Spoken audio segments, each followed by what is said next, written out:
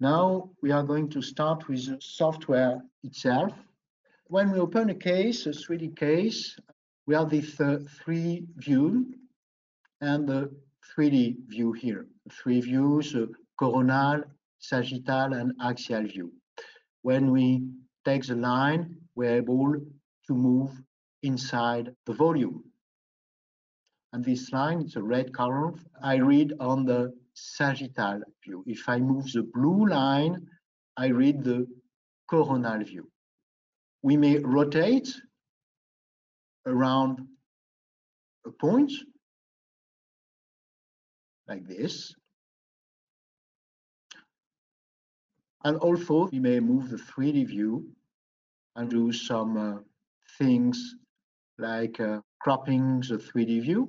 Because if I like to work only in one area, we're able to crop the 3D view.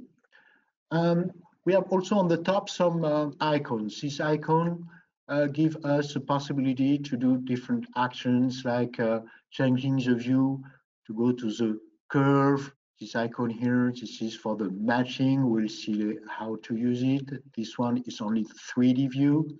We'll also see some function like this. This is to help to see the outline of a 3D object. We will see later how it works.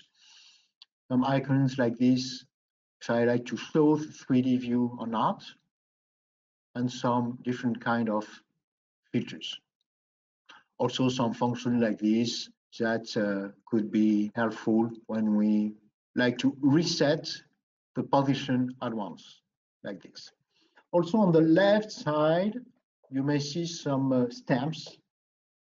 The first stamp we have when we open the software is a filter area here. Filter helps to change the brightness and the contrast. We have a small window. If we click on it, we have the same thing.